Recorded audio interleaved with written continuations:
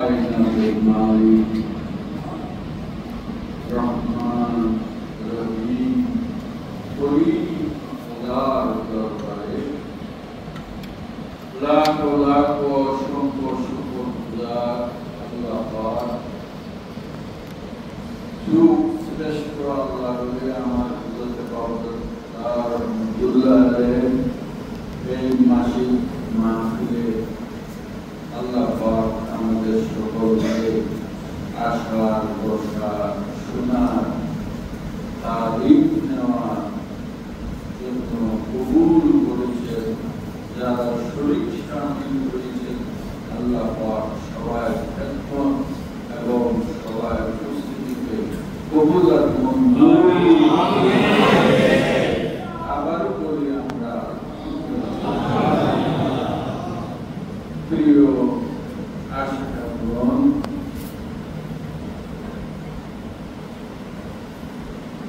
Allah Pakir daya rahmat amar bodote fadlan katla rahmatullah dai mangale প্রত্যেকের কাছে আমি বলছি আল্লাহর রহমতে যখনই দরবারে আসবেন, দরবারের মাহফিলে আসবেন, এই মজলিসে বসবেন, খালেস নিয়তে দুনিয়াদারি ঘর সংসার ভুলে মাহফিলে বসবেন, আল্লাহ রাসূল পাকের মহব্বত অন্তরে যেন জেগে উঠে সেই নিয়তে বসবেন।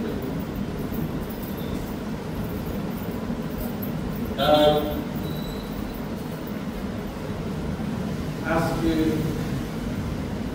কথা বলি যে না শুনবে, আমি 100%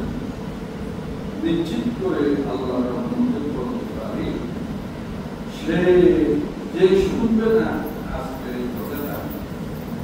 আমলে দিবে না, সে ক্ষতিগ্রস্ত হবে, আখিরাতের জন্য ক্ষতিগ্রস্ত হবে, ইহকালেও ক্ষতিগ্রস্ত। আর যে আমল এই কথা খেয়ালে রেখে মাথায় রেখে আমল করে যাবে,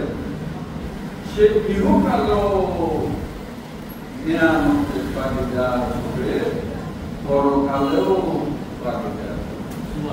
হবে। সেটা হলো আমলের শেষ নাই। যিনিরা আল্লাহর ওলি হয়,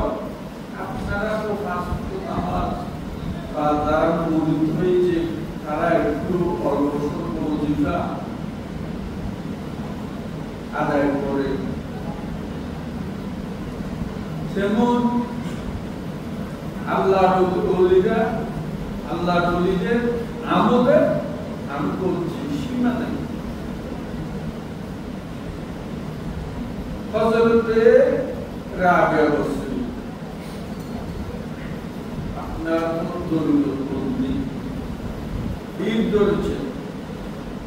তরিকতের পথে আসছেন, তো আপনাদেরও কারো বেলায় বেশি, কারো বেলায় কম। কমইও আমার বাবা বলতেন কুছ না হোক থোড়া থোড়া, বেশি না হলেও অন্তত অল্প অল্প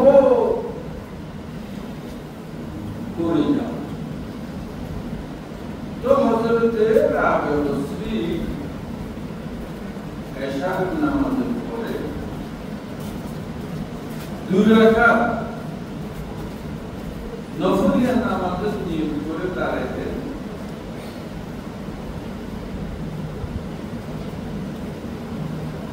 এই 2 রাকাতের মধ্যেই ফজরের শেষ না হইলে ফজরের আযানের আওয়াজ শোনা যায়। ওটাই এশার পরে ফজরের সময়। তো হযরত রাবিয়া বসরি আল্লাহ পাকের দরবারে আফসোস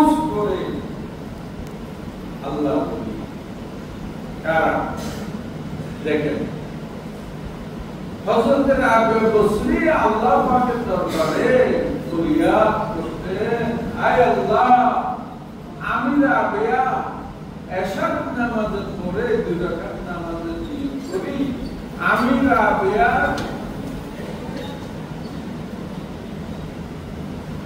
কোন রকমে যখন আমি 2য় রাকাতে যাই, প্রথম সেজদাটা সেরে উঠি, 2য় সেজদা আমার শেষ হইতে না হইতে আযানের আওয়াজ শোনা যায়, যার কারণে আমি আজ পর্যন্ত পুরো 2 রাকাত নামাজ আমি কোনদিন আমি শেষ করতে পারিনি। এগুলি লক্ষ্যর বিষয়, চিন্তার বিষয়। উনি তো মানুষ, আমার খাজা বাবা এই যে এশার নামাজের পর ঢুকতেন, ওনার কর্ম শেষ করে যখন ফজরের নামাজের জন্য নামাজ আদায় করতেন, তারপরে ওনার যে শাস্ত্রীয় নামাজ, বাকি নামাজ, শেষ করে আমার খাজা বাবা হুজুর শরীফ থেকে যখন বাহির হওয়ার একটা সময় ছিল, ওই হুজুর শরীফের দরজা মুবারক খোলার আগে হযরতে হামিদুদ্দিন নাগরী রহমাতুল্লাহ আলাইহি, হযরতে হাজা কুতুবউদ্দিন বখতিয়ার কাকি রহমাতুল্লাহ প্রতিদিন বড় এরকম একটা পাথর টুকরা এনে রাখতেন। যখন আমার খাজা বাবা হুজুর শরীফ থেকে সব শেষ করে বাহির হবে, ঠিক এক মুহূর্তে ওই পাথরটা দরজা মুবারকের সামনে নিয়ে রাখবে। আল্লাহু আকবার। আমার খাজা বাবা দরজা মুবারক খোলার সাথে সাথে প্রথম খাজা বাবা হুজুর শরীফের বাইরে প্রথম দৃষ্টিটা দিতেন ওই পাথরের উপর। আমার খাজা বাবা রহমাতুল্লাহ আলাইহি প্রথম দৃষ্টির নজর যখন ওই পাথরের উপর পড়ত, মুহূর্তে পাথর চূর্ণাচূর হয়ে বাতাসের উপর উড়ে যেত। তো এইভাবে চলতে রইল। আরেকদিন আমার খাজা বাবার কাছে আরজি করলেন,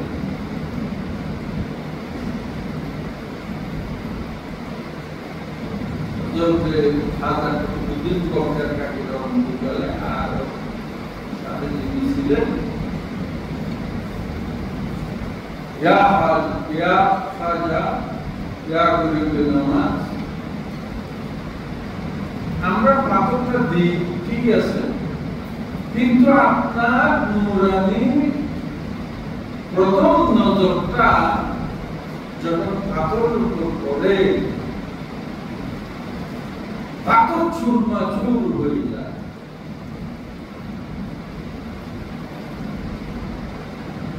তো এটার রহস্য তখন আমার খাজা বাবা বলেছিলেন, তোমাকে আমি যতই নিয়ামত দিয়েছি কিনা এটা বড় কথা নয়। ওই পাথরের জায়গায় তুমি কুতুবউদ্দিন পাথর সরাই যদি তুমি কুতুবউদ্দিনও যদি থাকো এবং আমি হাসানের প্রথম নজরটা যদি তুমি কুতুবউদ্দিনের উপর পড়ে, সাথে সাথে পাথরের যে অবস্থা হয়েছে তুমি কুতুবউদ্দিন বখতিয়ার কাকিরও সেই অবস্থা হবে।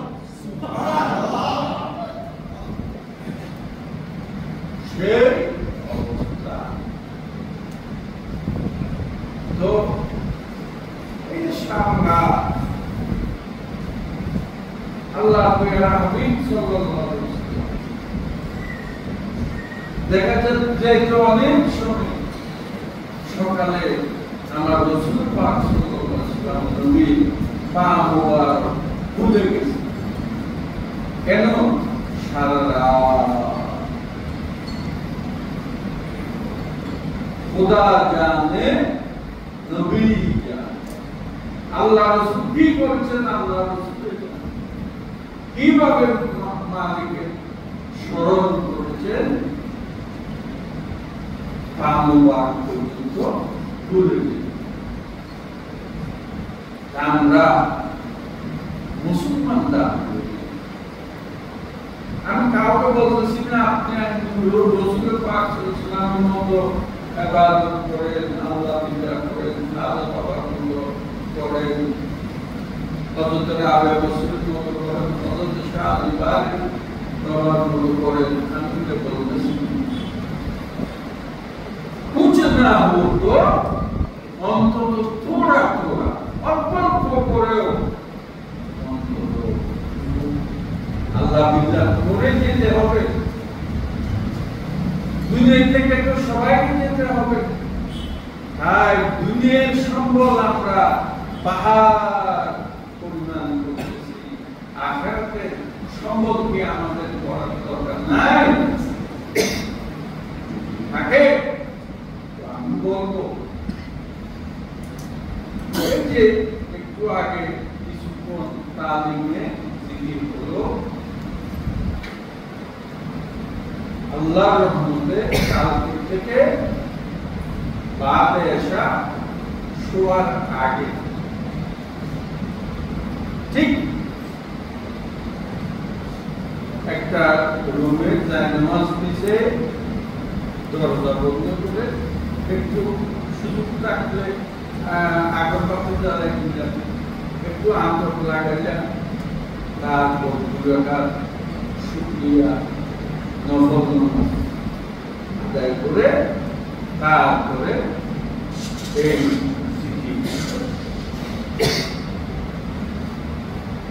অন্তত সুন্দর বিষয় এইভাবে জিকিরের আমলটা থেকে করবে প্রতিদিন ওই জিকিরের পরে 7 বার 11 বার দরুদ শরীফ পড়বা শেষে